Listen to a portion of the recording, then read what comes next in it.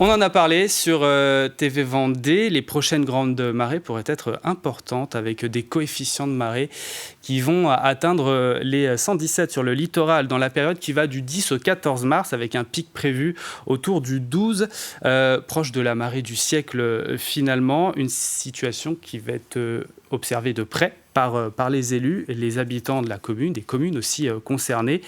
Nous en parlons avec la présidente de la communauté Océan Marée de Mont, Véronique Launay, aussi maire de Saint-Jean-de-Mont. Bonjour. Bonjour. Et bienvenue sur le plateau de la matinale. Alors tout d'abord, est-ce que vous ressentez un petit peu d'inquiétude autour de vous ? Il y a des interrogations ? Alors, pas réellement de la part des habitants, mais je sais que nous sommes en grande vigilance dès qu'arrivent ces grandes marées. On le sait, cette année est particulière. On va avoir plusieurs phénomènes de grandes marées avec des coefficients assez forts.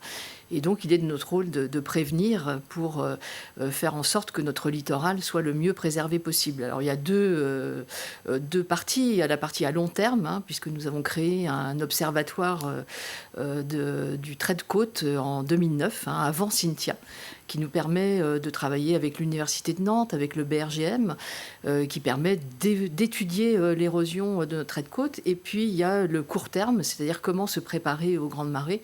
Et là, tous nos services sont en alerte, les services techniques de nos différentes communes, puisque la communauté de communes travaille en étroite collaboration avec eux. Et par exemple, pour les futures grandes marées qui vont arriver au mois de mars, on va mettre en place des bâtards d'eau au niveau de la commune de la Barre-de-Mont pour éviter les inondations. On va mettre en place sur Saint-Jean-de-Mont des merlons de sable au niveau de la base nautique pour éviter les inondations maritimes. Et on va avoir cette vigilance accrue lors des grandes marées. On va mettre en place peut-être une préparation de nos PCS, de nos plans communaux de sauvegarde, de manière à être vraiment en alerte et de pouvoir répondre au mieux à ce qui peut arriver lors de ces grandes marées. Et ça, ce sont des préoccupations. Est-ce qu'on les considère comme telles ? Parce que finalement, les grandes marées, ça arrive. Bon, on va dire que c'est pas la première fois que ça arrive, mais là, comme elles vont être importantes quand même là dans les jours qui arrivent avec des coefficients de marée, je disais 117. Est-ce que ce sont vraiment une réelle préoccupation chez les élus notamment ? Alors chez les élus, oui. Ce sont de réelles préoccupations.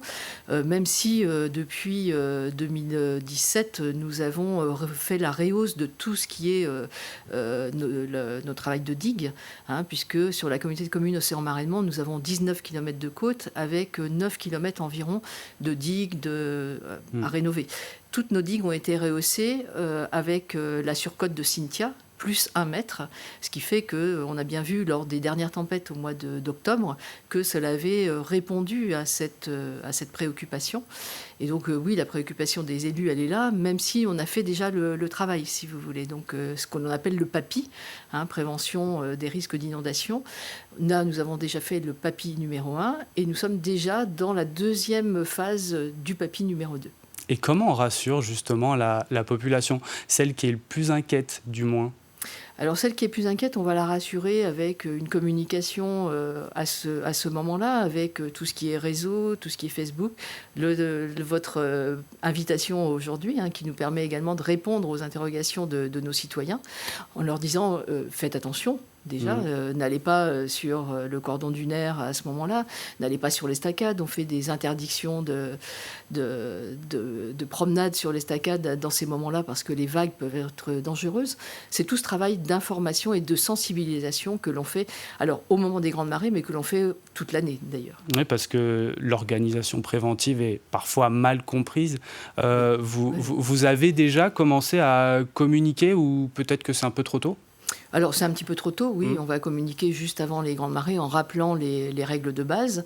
Et puis on a tout ce travail également avec nos gardiens du littoral. On a environ 15 bénévoles sur le territoire de la communauté de communes qui toute l'année vont faire des mesures du trait de côte. Et donc on compte sur eux également pour faire ce travail de bouche à oreille, en fait, qui est un des travaux qui marche le mieux au niveau de la communication, pour répéter, n'allez pas sur la dune, n'allez pas sur le cordon dunaire, respectez ce cordon dunaire qui est notre protection naturelle pour l'érosion. Et c'est par eux aussi que l'on arrive à communiquer auprès de nos citoyens pour rassurer et sensibiliser. Et justement, ce sont les endroits un petit peu plus sensibles, c'est ça ? Oui, on a plusieurs endroits qui sont sensibles. Par exemple, tout ce qui est entre le nord de la commune de Saint-Jean-de-Mont et, pardon, et Notre-Dame-de-Mont. Où là, on a ce trait de côte qui est plus sensible et plus fragile. Et donc, oui, on va intensifier nos efforts à ces endroits-là. Et puis, tout ce qui est autour de la barre de Mont, avec ce que je vous ai expliqué, les bâtards d'eau qui sont là. Oui. Et c'est un endroit qui est plus sensible au niveau inondation. C'est là où on a les plus gros risques d'inondation. Donc on imagine que vous allez, du 10 au 14 mars, regarder ça, observer ça avec minutie. Oui. On sera vraiment en alerte à ce moment-là, que ce soit les élus et tous nos techniciens seront en alerte à ce moment-là. Oui. Vous échangez, partagez un petit peu sur les sujets avec les autres élus. On s'unit dans ces moments-là. C'est important aussi peut-être de s'entraider. Oui, bien sûr. Je fais partie de l'AVEL, de l'association vendéenne des élus du littoral, qui fait partie également de l'ANED, l'association nationale. Et donc, oui, on est toujours en relation avec tous les élus des autres communes et on se donne les infos au fur et à mesure. Et puis, on est en relation évidemment avec la préfecture qui nous alerte et avec qui on est en étroite relation et à qui on remonte tous les problématiques que l'on peut retrouver. Vous avez commencé à parler de Xynthia tout à l'heure. Ça fait 15 ans maintenant. Qu'est-ce qu'on a appris depuis ? Alors Xynthia a été un électrochoc auprès de nos populations, auprès des élus, auprès de nos techniciens. On a appris à se protéger, on a appris avec ce que l'on appelle les papis, et donc on a rehaussé nos digues, on a travaillé là-dessus. Mais je dirais que les dernières tempêtes au mois d'octobre ont servi de piqûre de rappel, parce qu'au bout d'un moment, on oublie, nos élus oublient, nos habitants oublient.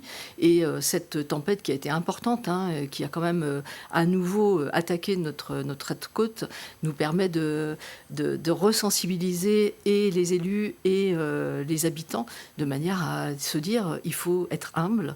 Et que la préservation du trait de côte, c'est tous les jours, c'est tous les ans. Il faut être très très vigilant et très humble, car la nature est la plus forte.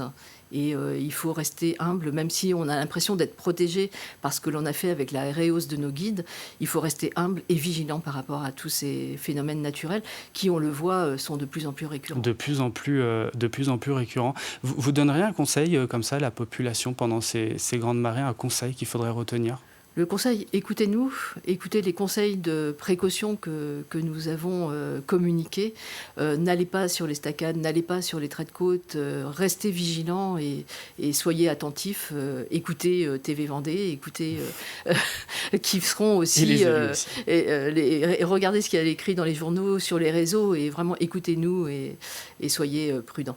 Eh bien, le message est passé. Pendant quelques jours, donc, les marées vont atteindre un fort coefficient du 10 au 14 mars, on l'a dit, des coefficients qui pourraient atteindre les 117.